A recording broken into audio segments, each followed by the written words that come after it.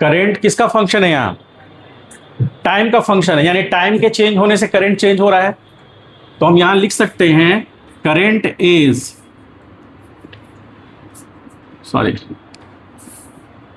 Current I is function of T, है ना, function of T. तो यहां पर कितना है? 2t square minus 3t plus 1 है। ठीक है, अब यहां से dq बाई dt लिख सकते हैं। तो यहां dq इज इक्वल टू क्या आ गया?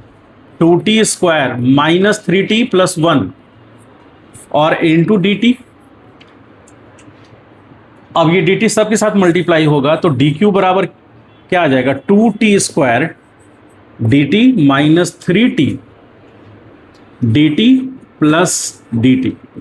इंटीग्रेशन करेंगे दोनों साइड के लिए, तो इंटीग्रेशन दोनों साइड के लिए क्या होगा?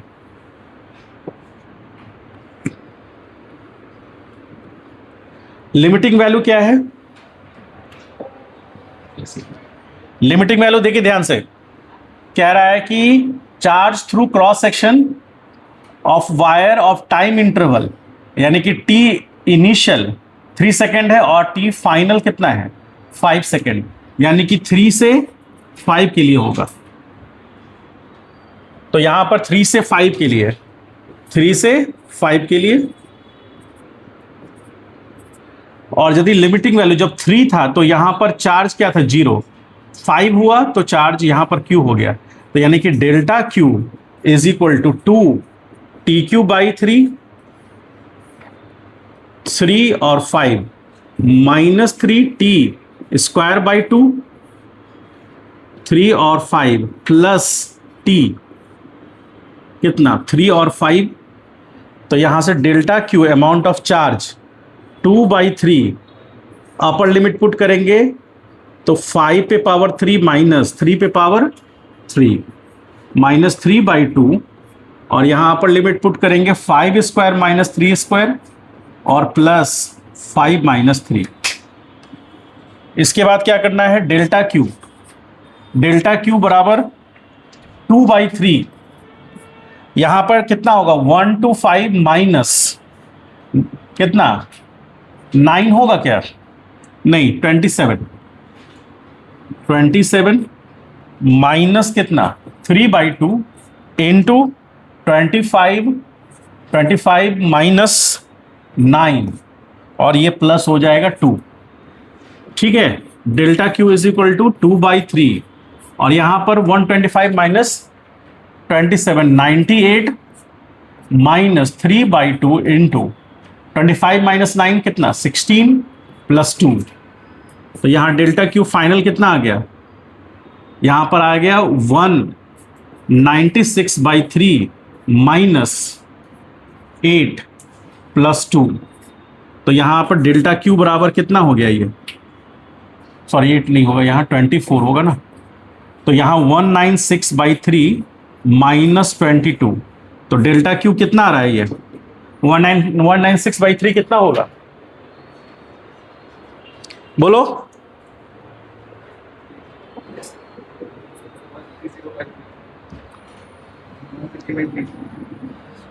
वन 96 डिवाइड बाई 3 आएगा ना।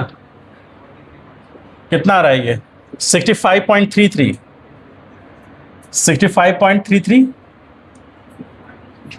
65.33 माइनस 22, तो कितना आ जाएगा ये?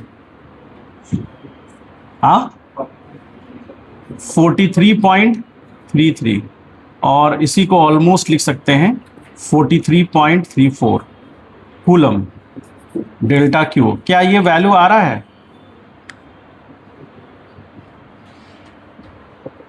43 पॉइंट आ रहा है ना? अरे बोलो, ये आंसर होगा।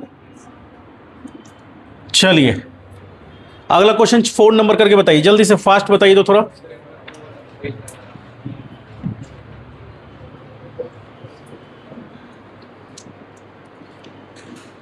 ये सब क्वेश्चन में देर नहीं होना चाहिए, आगे बढ़ते हैं हम लोग तेजी से। आज हम लोग बैटरी के बारे में पढ़ेंगे। बैटरी देखे हैं आप लोग? हाँ, इधर कोई शादी उदी में गया है? कोई शादी में गया है? अपनी शादी में कोई? हाँ,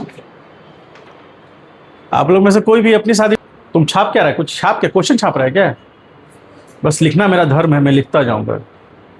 क्वेश्चन छाप रहे थे, सीट है ना, इसको पता भी नहीं है क्या छाप रहा है, फ्लो में एकदम। सब लोग देखिए यहां पर एटम है, electron revolve around the nucleus along a radius, along a path of radius, तो सर्कुलर पाथ होगा। सब लोग ध्यान से देखिए, सर्कुलर पाथ है, सेंटर पॉइंट O है, इस पाथ पर कौन रिवॉल्व कर रहा है? इलेक्ट्रॉन रिवॉल्व कर रहा है, और उसका रेडियस कितना है उस सर्कुलर पाथ का? इसका रेडियस को R0 मानेंगे तो R0 बराबर कितना है? 0.72 angstrom. 1 angstrom is equal to 10 to power -10 metre. कभी आप गलती से 10 टू पावर 10 मत कर दीजिएगा, भावुक हुए, कंफ्यूजन हो रहा है एग्जाम में, 10 टू पावर 10 कर दिए, 10 टू पावर -10, क्योंकि एंगस्ट्रम यूनिट बहुत स्मॉल वैल्यू के लिए होता है, ठीक है। तो 10 टू पावर -10 मीटर उसका रेडियस है, मेकिंग कितना रेवोल्यूशन कर रहा है, यानी n का वैल्यू कितना है? 9.4 इंटू 10 टू पावर 18 रेवोल्यूशन कर रहा है। यानी कि मान लेते हैं यहां पर एक इनिशियल पॉइंट है, इस पॉइंट को इनिशियल पॉइंट मान लेते हैं। तो इनिशियल पॉइंट में, इनिशियल पॉइंट हम यहां से मानते हैं, तो हर सेकेंड में कितना बार इस पोजीशन पे आ रहा है वो? 9.4 इंटू 10 टू पावर 18 टाइम्स वो एक सेकेंड में इतनी बार यहां पर आ रहा है, एक सेकेंड में। तो एक सेकेंड में हम करंट किसको जानते हैं? इलेक्ट्रिक करंट I बराबर क्या होता है? Amount of charge passing through an cross section area per unit time. तो अमाउंट ऑफ चार्ज क्या होगा? NE, ठीक है। नंबर ऑफ रेवोल्यूशंस इनटू एक इलेक्ट्रॉन का चार्ज, तो NE निकल जाएगा, डिवाइड करेंगे किससे? पर सेकेंड, यानी 1 सेकेंड से। तो आपको जो वैल्यू निकल के आएगा वो कौन सा होगा इसमें से? बताइए। करेंगे 9.4 इंटू 10 टू पावर 18 और इंटू 1.6 इंटू 10 टू पावर -19। तो 9.4 इंटू 1.6 इंटू 10 माइनस में होगा, बोलिए। मल्टीप्लाई करेंगे कितना आएगा? 9.4 इंटू 1.6 करिए, कितना आता है? बोलो। 9.4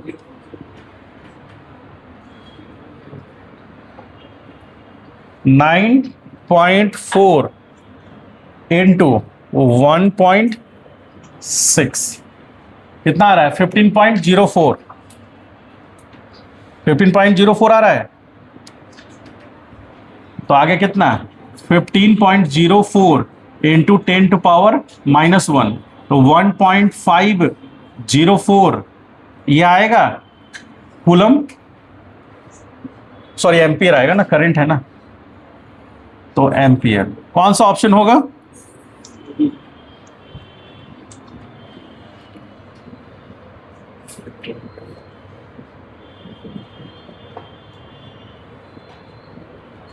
चलिए 7 नंबर बताइए। The direction of flow of current through electric circuit. Electric circuit में करंट का डायरेक्शन क्या होगा? बताइए क्या कह रहा था? Direction of flow of current through electric circuit. Electric circuit मतलब मान लीजिए कि हमने यहां पर रेसिस्टेंस रखा है, ठीक है, कैपेसिटर रखा है, तो ये पोटेंशियल है, तो ये सर्किट हुआ। तो एक इलेक्ट्रिक सर्किट में करंट का डायरेक्शन फ्लो कहां होगा? Low potential to high potential होगा, या फिर हाई पोटेंशियल से लो होगा। Does not depend upon potential value, current can not flow through the circuit.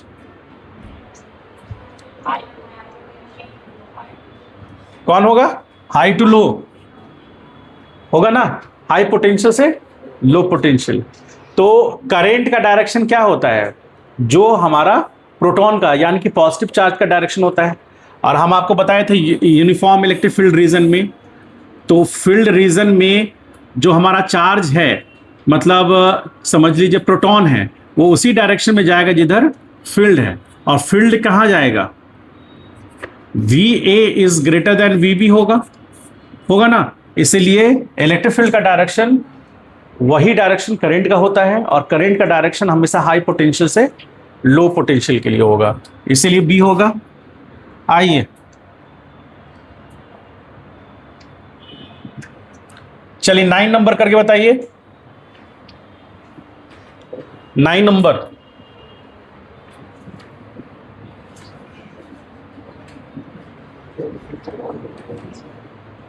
क्या कर रहा है, वोल्टेज V, वोल्टेज V और क्या कह रहा है साथ में,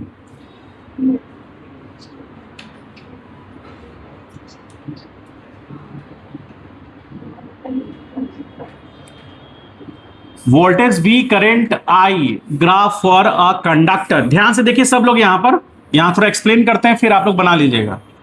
क्या कह रहा है, टेम्परेचर T1 और एक टेम्परेचर कौन सा है T2 are shown in figure, the relation between T1 and T2 क्या होगा। ध्यान से समझिए, यहां हम ड्रॉ कर रहे हैं, उससे मैच करा लीजिएगा। यहां करंट I है और ये वोल्टेज है, सबको दिख रहा है, अरे बोलो, या दिक्कत हो रही है तो कलर चेंज कर दें। वोल्टेज V है, बोलिए, हालांकि इसको रखेंगे नहीं, ये तो पीला ही रखना पड़ेगा। अब यहां पर मान लीजिए कि दो हमारे पास लाइन है, एक हो गया करंट और वोल्टेज, तो स्लोप ऑफ क्या देगा, ध्यान सुनिए, स्लोप ऑफ VI कर्व क्या देगा ये, चलिए थोड़ा सा और यहां से ध्यान देते हैं, कलर चेंज कर देते हैं।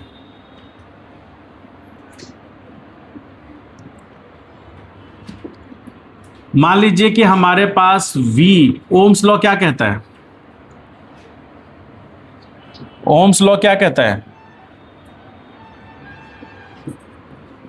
ओम्स लॉ, अरे बोलो, V is equal to IR कहता है ना।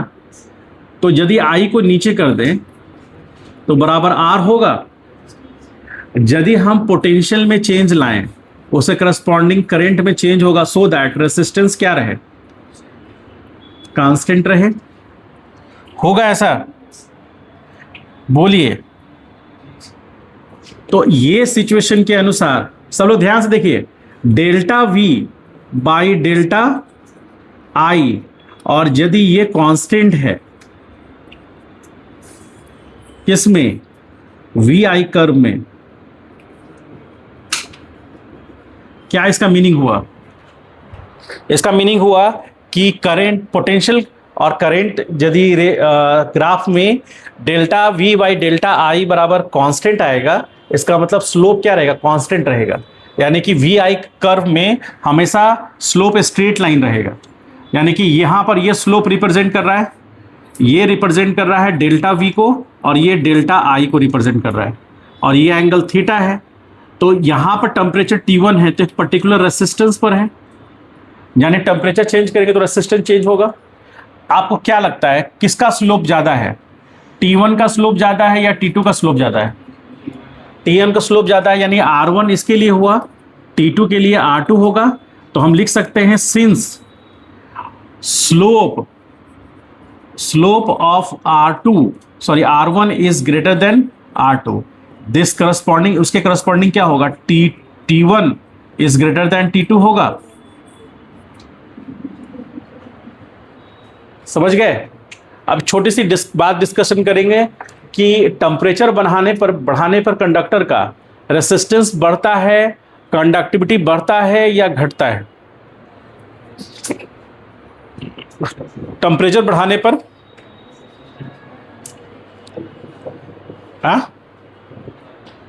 टेम्परेचर बढ़ाने पर कंडक्टर का कंडक्टिविटी बढ़ता है या घटता है, घटता है। क्वेश्चन है कंडक्टिविटी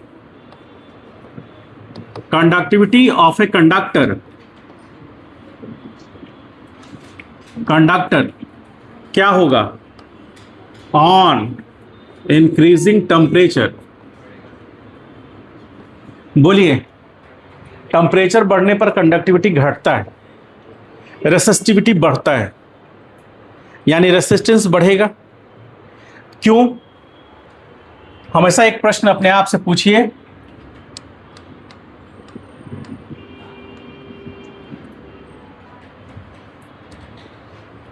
ये एक विस्तृत शब्द है, का है? हाँ, टाइम ऑफ कोलिजन बढ़ेगा कि घटेगा?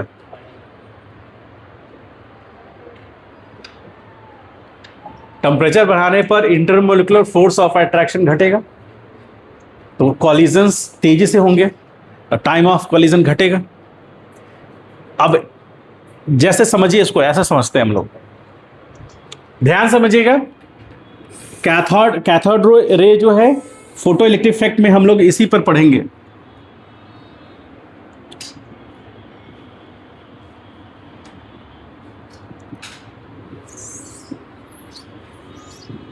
चलिए देखिए यहां पर, सपोज कीजिए यहां पर इलेक्ट्रॉन्स हैं। सब लोग ध्यान से देखिए, आप लोग अभी लड्डू बनाना शुरू नहीं कीजिएगा, रुक जाइएगा अभी, पहले हम बना ले कि ठीक बना है कि नहीं।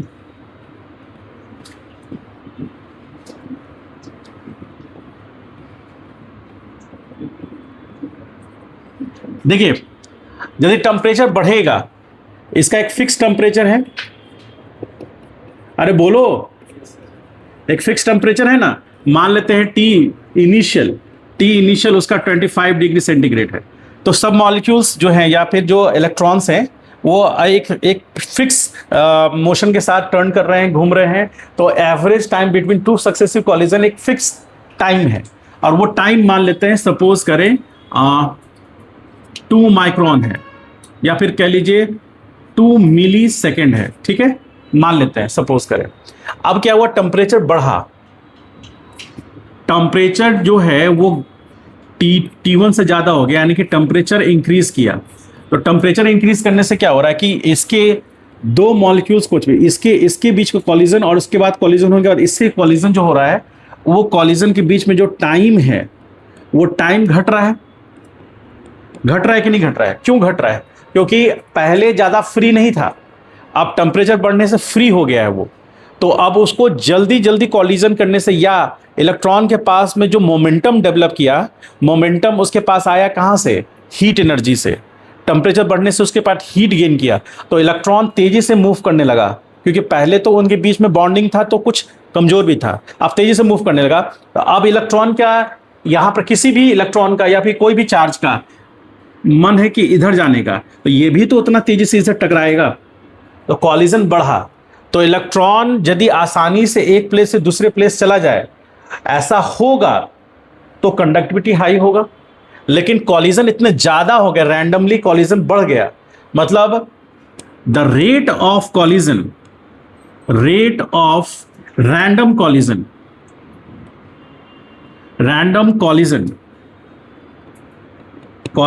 increases spontaneously by increasing temperature, ठीक, and average temperature of individual electron increases, due to which momentum increases, collision faster होने लगा, और इस कारण से इलेक्ट्रॉन एक जगह से दूसरे जगह जाना उसके लिए डिफिकल्ट होने लगा, इसीलिए रेसिस्टेंस क्या हो जाएगा? Therefore resistivity increases. ये क्या है? रेसिस्टिविटी और रेसिस्टेंस में क्या डिफरेंस है? कोई बता सकता है? एक में कौन सा मटेरियल का प्रॉपर्टी है? रेसिस्टिविटी। और रेसिस्टेंस क्या है? टेम्परेचर पे तो रेसिस्टिविटी भी डिपेंड करता है। हाँ, रेसिस्टेंस कांस्टेंट नहीं रहता है। अभी तो हम लोग ग्राफ बनाए, उसमें तो रेसिस्टेंस कांस्टेंट है ना हर एक मटेरियल का। देखिए, रेसिस्टिविटी हर मटेरियल का अपना अपना प्रॉपर्टी होता है, ठीक है। रेसिस्टेंस उस पर डिपेंड करता है। हालांकि हर मटेरियल के लिए रेसिस्टेंस भी कांस्टेंट होता है। आपके पास ये फॉर्मूला है ना, कौन सा? R इज इक्वल टू, याद कीजिए वो पल, R बराबर क्या पढ़े थे? L/A इनटू रो पढ़े थे, या R is equal to L/A into 1/सिग्मा पढ़े थे। तो सिग्मा क्या है? अरे बोलो। तो यहां से हम लिख सकते हैं ना, यहां से R is directly proportional to rho, ऐसा लिख सकते हैं। इसका मतलब resistance is directly proportional to resistivity. तो रेसिस्टिविटी आपका मटेरियल का अपना इंटरनल प्रॉपर्टी हो गया, रेसिस्टेंस ओवरऑल प्रॉपर्टी हुआ, लेकिन वो डायरेक्टली मटेरियल पर डिपेंड नहीं करता है। रेसिस्टिविटी डायरेक्टली मटेरियल पर डिपेंड करता है, ठीक है, समझ गए। रेसिस्टेंस का भी टेम्परेचर बढ़ाने पर वैल्यू बढ़ेगा, रेसिस्टिविटी का भी आप टेम्परेचर बढ़ाएंगे तो उसका वैल्यू बढ़ेगा, ठीक, समझ गए इस बात को। और इसका मेन रीजन क्या है कि जितना ज्यादा इलेक्ट्रॉन्स या फिर चार्ज जितना तेजी से एक दूसरे से कोलाइड करेंगे, जैसे मान लीजिए कि कभी आप लोग गांधीनगर गए हैं, अभी कभी वो होता है ना जो विजयदशमी होता है, जिस दिन लंका फूका जाता है, रावण को फूक दिया जाता है, उस दिन जाइए। उस दिन जब ना रावण को फूका जाता है, उसके बाद लोग इतना तेजी से भागना शुरू करते हैं, सबको लगता है कि सबसे पहले रावण को फूक करके हम ही निकलेंगे, और सब यही सोचते हैं। और सब के सोचने में क्या हो जाता है, भगदड़ हो जाता है, फिर कोई नहीं पहुंच पाता है। जहां रावण गया था ज्यादातर लोग वहीं पहुंच जाते हैं सीधे, नहीं समझे। एक आदमी गिर गया, अब कोई दूसरा आदमी के पास मतलब कि जगह स्पेस ही नहीं है कि उसको उठाए, क्योंकि वो उठाएगा तो पीछे से भीड़ उसको, तो रावण के साथ साथ वो भी फूक जाता है। तो ऐसा क्यों होता है? क्योंकि जैसे कॉलिजन बढ़ जाता है, लोगों का टकराने का रेट बढ़ जाता है। इससे क्या होता है कि मूव करना आसान नहीं होता। यदि मूव करना आसान होता तो वो गिर क्यों जाता? वो तो भाग जाता ना। लेकिन वो आए थे भाग लेने के लिए, भाग भी नहीं पाए। लंका दहन में भाग लेने आए थे, भाग भी नहीं पाए, ठीक है। पता चला सावधानी हटी और पूरी बटी। चलिए, ये तो लिख लिए आप लोग। इसका इंपॉर्टेंट रीजन रखिए, बहुत अच्छा रीजन था, समझ गए होंगे। उतारिए इसको, ये इंपॉर्टेंट क्वेश्चन है। सर कुछ समझ में नहीं आ रहा है, कहां से क्या लिख रहे हैं, क्या उतार रहे हैं?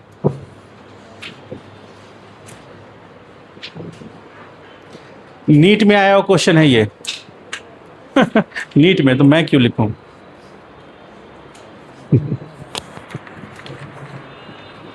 तुम्हारा तो देखो, तुम्हारे ऊपर ग्रह नक्षत्र है। लड्डू किस बात का? शादी में गई थी? हैं? हम मुस्कुरा तो तुम रही हो। नहीं, हाथ में वो लगाए हुए भी कुछ। देखो, शादी में गए, उसके बाद लड्डू लेके नहीं आए, कैसा मतलब? तुम बोलते कि सर हम आपका बहुत रिस्पेक्ट करते हैं। यही रिस्पेक्ट है? लड्डू खिलाने से रिस्पेक्ट तो पता चलता है। अरे तो नहीं, कैसे पता चलता है? हाँ बताओ। हाँ बोलो। रिस्पेक्ट दिल में होना चाहिए। हाँ बोलो।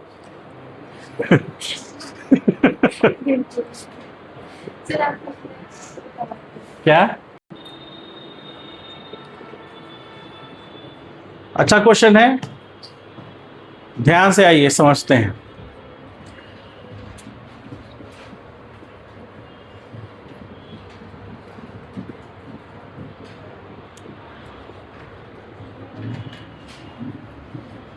सब लोग देखिए यहां पर, 10 नंबर क्वेश्चन करते हैं हम लोग।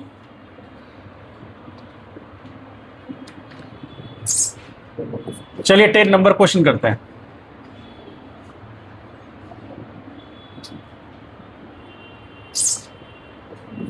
टेन नंबर क्वेश्चन देखिए क्या कर रहा है। एक कॉइल है, कॉइल देखे हैं आप लोग, मेटल कॉइल देखे हैं? अरे आदमी देखे हैं? कुछ भी बोल लो मास्टर, हम कुछ नहीं बोलेंगे।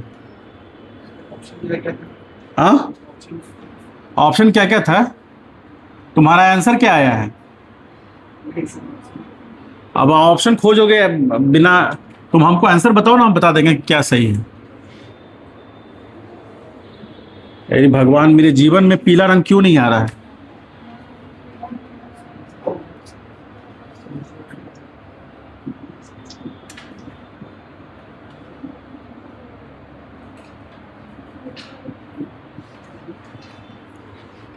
मेरे जीवन में पीला रंग क्यों नहीं आ रहा है?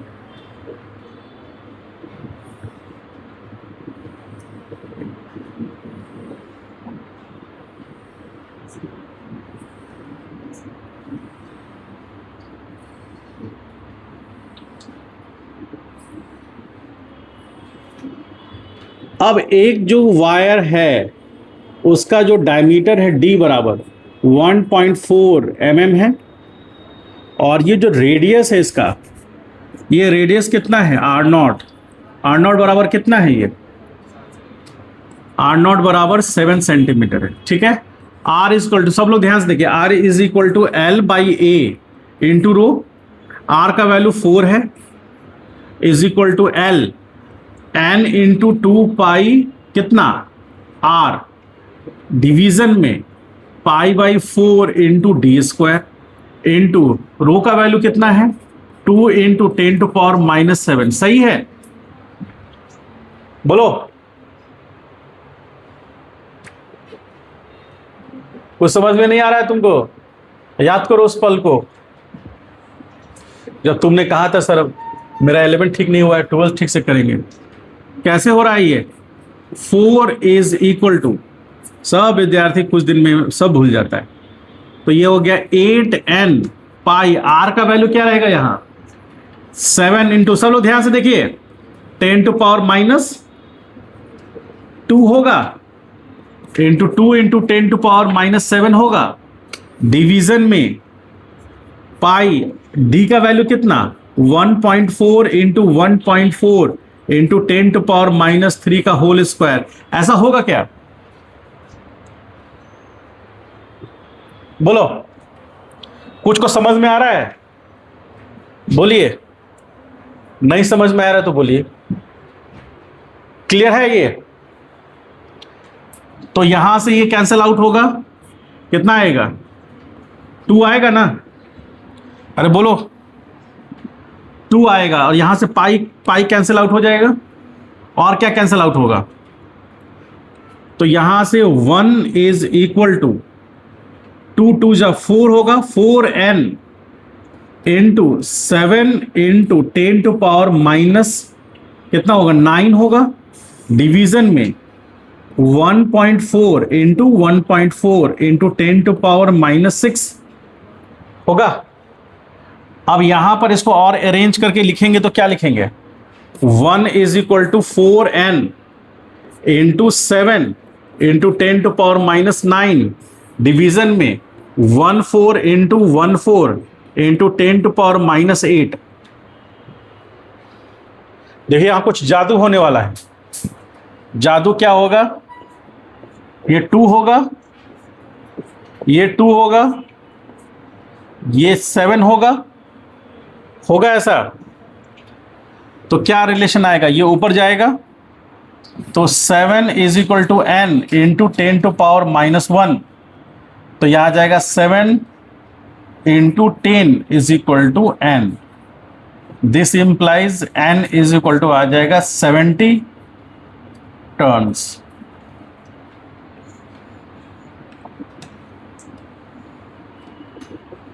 कुछ समझ पाए? नहीं समझ पाए? नहीं आया तो पूछो, बताएंगे फिर से। लेकिन समझ में मतलब कोशिश वही करेगा ना जिसको समझ में कुछ आए।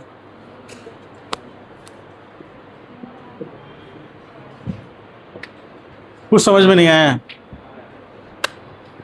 तुमको अभिषेक? तुम बाल झाड़ने में रहते हो क्या? ऐसे ऐसे करते रहते हो? पढ़ाई करते हो ना? हैं? समझ में आया? सोच समझ के बताना। बोल दिए हाँ तो पूछेंगे। सर ये जो क्रॉस सेक्शन एरिया ये वायर कर ले। हाँ, क्रॉस सेक्शन एरिया वायर का ही ले लेंगे। याद है ओम्स में लिखाए हैं, ओम्स लॉ में आर बराबर L by A into rho में लिखाए हैं। ए क्या है? वायर का क्रॉस सेक्शन। एल क्या है? वायर का लेंथ। चल इसको सॉल्व कीजिए, लिख लीजिए इसको।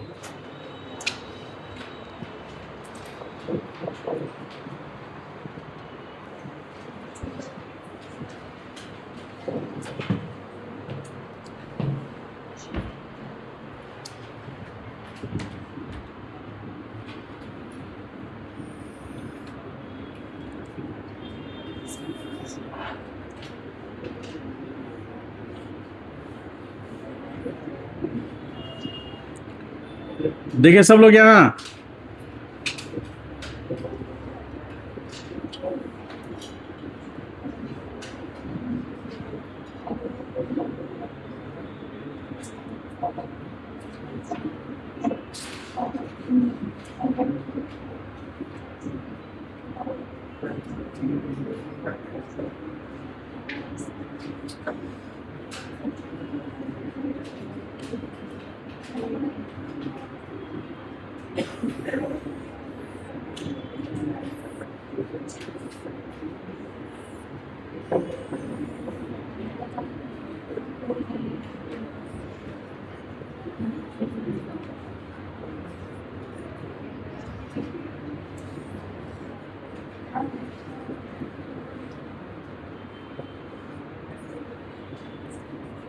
देखिए नेगेटिव टर्मिनल है और ये पॉजिटिव टर्मिनल।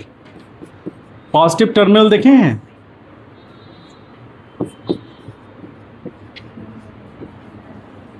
पॉजिटिव टर्मिनल और नेगेटिव टर्मिनल क्या करेगा? बैटरी के पास इनिशियली, सब लोग ध्यान से देखिए, ड्रॉ करने की जरूरत नहीं है, अभी ध्यान से समझिए, 5 मिनट में समझ में आ जाएगा। और बहुत सिंपल फेनोमेना है, इसका फंक्शन बहुत सिंपल होता है, कोई इसमें बहुत बड़ा रॉकेट साइंस नहीं है। समझिए क्या है, मान लीजिए कि पॉजिटिव टर्मिनल से हम सर्किट के पॉजिटिव प्लेट को कनेक्ट करते हैं। सर्किट का पॉजिटिव वायर होगा ना, यहाँ करंट फ्लो करेगा आई, और यही डायरेक्शन किसका होगा? पॉजिटिव चार्ज का होगा। अरे बोलो, पॉजिटिव चार्ज कैरियर। ठीक, अब क्या है, इनिशियली क्या होता है?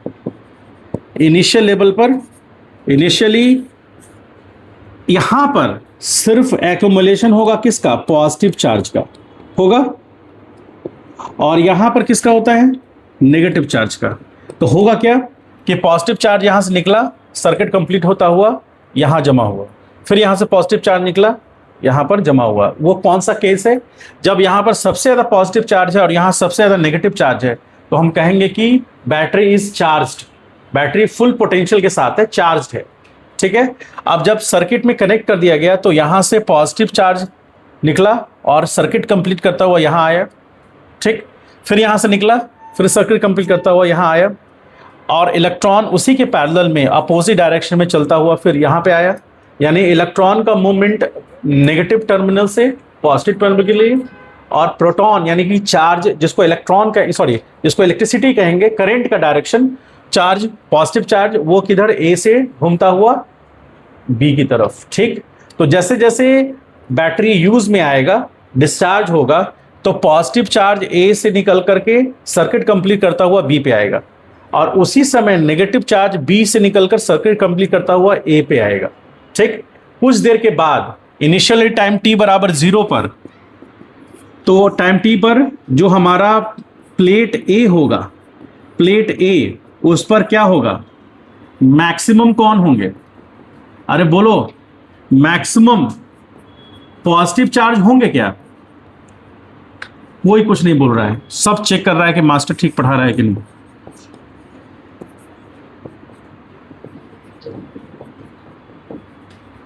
मैक्सिमम नेगेटिव चार्ज, होगा? अरे बोलो हाँ, समझ में आ रहा है? अच्छा तुम लोग के साथ एक और थी ना कि दोस्त, एक दो और लड़की, याद नहीं आ रहा है चेहरा हमको। इसमें तो बैठता है तो पता ही नहीं चलता कहाँ है सब। अच्छा खैर, जब आएगा तो पता चल जाएगा। तो मैक्सिमम क्या होंगे पॉजिटिव चार्ज इनिशियली कब? जब टी बराबर, तो यहां पर पॉजिटिव चार्ज, यहां पर नेगेटिव चार्ज, ठीक है। लेकिन कुछ देर के बाद समय बीतेगा, आफ्टर टाइम टी, क्या लिखेंगे? आफ्टर, कोई साथ नहीं दे रहा है, इसीलिए इसे वो कहीं पर भी हम धरना प्रदर्शन में, आंदोलन में कहीं नहीं ले जाते। हमारे मांगे पूरे करो, और यही सब पीछे से यही लोग थोड़ा भोग देगा।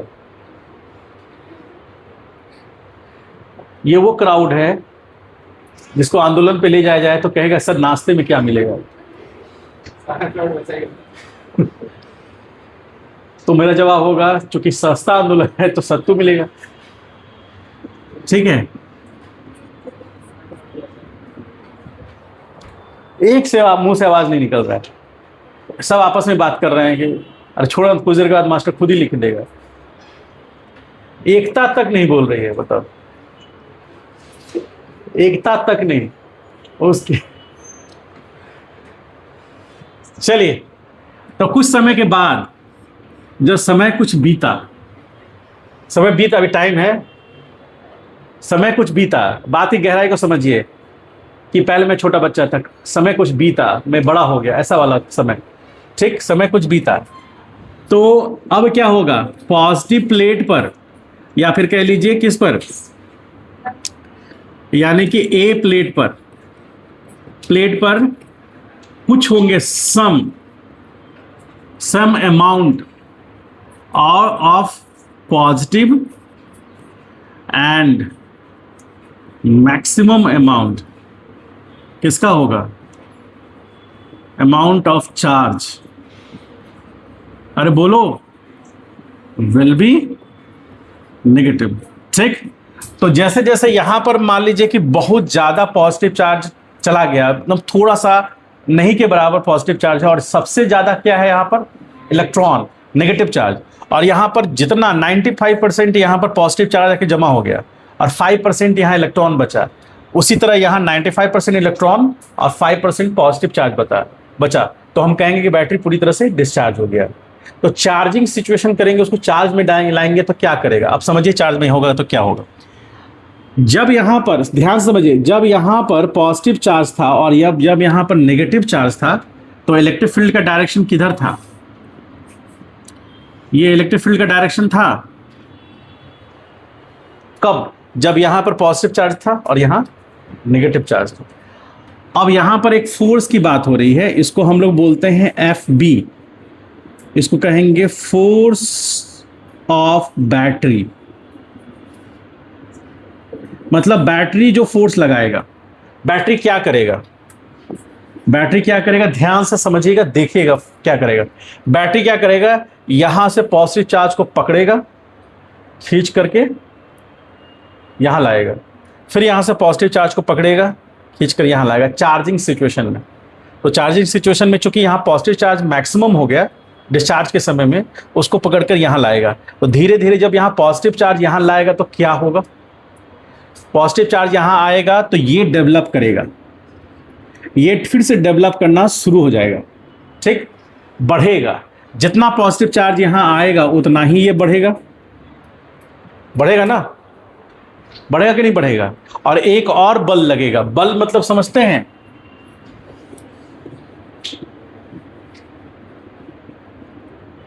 और ये कौन होगा?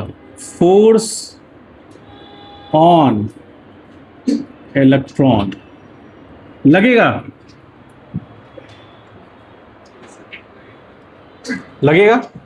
तो इलेक्ट्रॉन का डायरेक्शन किधर होगा? फील्ड के अपोजिट डायरेक्शन में। तो जैसे जैसे पॉजिटिव चार्ज उठाकर हम यहां लाएंगे तो ये उतना ही मजबूत होगा, तो उतना ही इलेक्ट्रोस्टैटिक फोर्स लगेगा। तो चार्ज यहां पर जो नेगेटिव होगा वो शिफ्ट होने लगेगा, यहां होगा। तो अब जैसे एक ऐसा समय आएगा जैसे इसमें सिचुएशन को देखना है, कंफ्यूजन आपको तब होगा जब आप सिचुएशन से अलग सोचने लगेंगे।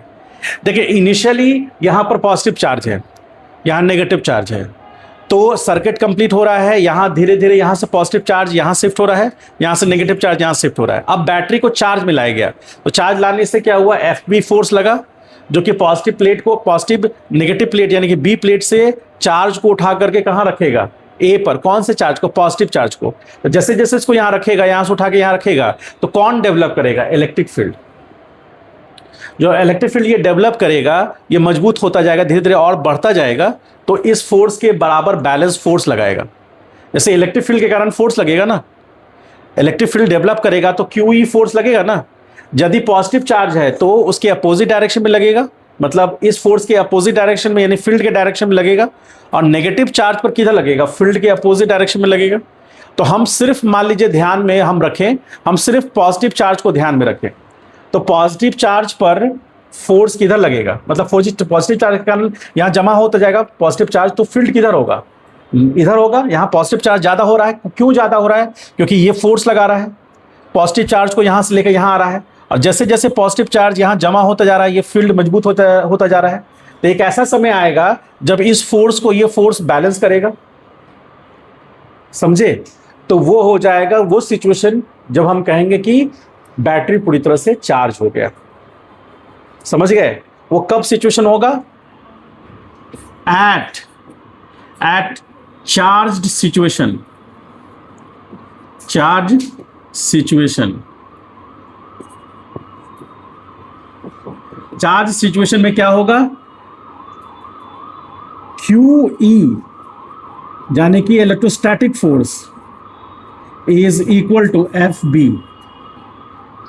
दोनों का मैग्नीट्यूड क्या होगा, बराबर होगा, डायरेक्शन अपोजिट होगा, ठीक। अब ये जो फोर्स है ये FB, तो FB क्या होगा, Q इंटू E, ठीक। और दो टर्मिनल के बीच का जो लेंथ है उसको हम L मान लेते हैं, और इसके पोटेंशियल को हम लोग इसको बोलते हैं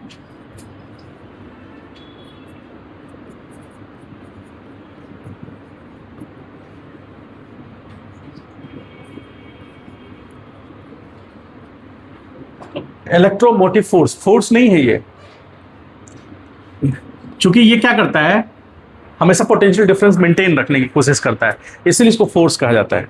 देखिए क्या हुआ, जैसे जैसे पॉजिटिव चार्ज यहां जमा होने लगा, यहां से पॉजिटिव चार्ज का फील्ड नेगेटिव एक्सिस की तरफ जाने लगा, तो ये उतना ही स्ट्रांग होता चला गया। धीरे धीरे धीरे धीरे ये स्ट्रांग हो रहा है, धीरे धीरे ये जितना इसका मैग्नीट्यूड है ये तो कांस्टेंट है, लेकिन जैसे मान लीजिए ये मैग्नीट्यूड 10 न्यूटन लगा रहा है, कौन, FB। यानी कि बैटरी ने जो फोर्स लगाया पॉजिटिव चार्ज को नेगेटिव प्लेट से पॉजिटिव प्लेट ले जाने में, वो है 10 न्यूटन मान लेते हैं। लेकिन इनिशियली तो इसके कारण, फील्ड के कारण जो फोर्स प्रोड्यूस होगा QE, वो तो 10 न्यूटन नहीं होगा। क्यों नहीं होगा, क्योंकि चार्ज यहाँ पर कम होंगे तो फील्ड कम प्रोड्यूस होगा, उसका इंटेंसिटी कम होगा। तो मान लीजिए 2 न्यूटन का फोर्स लगा, QE इलेक्ट्रोस्टैटिक फोर्स, और एक है बैटरी फोर्स।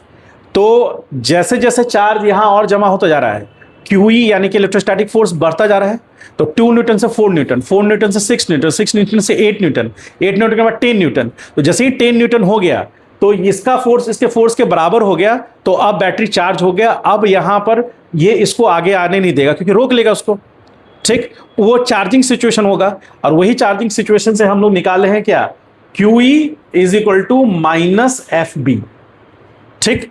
अब यहां पर FB बराबर QE हो गया, लेंथ हमको पता है, और इनका पोटेंशियल हमने क्या माना है, तो यहां से हम लोग निकालेंगे क्या, एक सेकेंड के लिए देख लीजिए।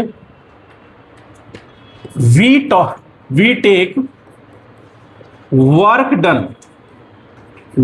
Done by the battery, battery के कारण वर्क डन, तो work done by the battery बराबर क्या होगा, फोर्स इनटू L होगा। तो ये F इंटू L, तो क्या हो जाएगा, FL cos 0। अब यहां पर वर्क डन, और वर्क डन पर unit charge is known as इसी को बोलते हैं ईएमएफ। ठीक, तो ईएमएफ बराबर क्या हो गया, वर्क डन कितना आया, एफ इंटू एल, और बाई क्या होगा, क्यू। एफ मतलब Q E into L by Q, cancel out हुआ, ये क्या आ गया, EMF is equal to E L. और ये किसका यूनिट है, पोटेंशियल। तो finally EMF is equal to E L, where E filled due to positive charge, और L क्या है, लेंथ बिटवीन टू टर्मिनल। इसको लिख लीजिएगा, बहुत इंपॉर्टेंट है। और ईएमएफ का यूनिट क्या होगा इसका, ऑफ ईएमएफ, वोल्ट। ठीक है, चलिए यहां से लिखिए,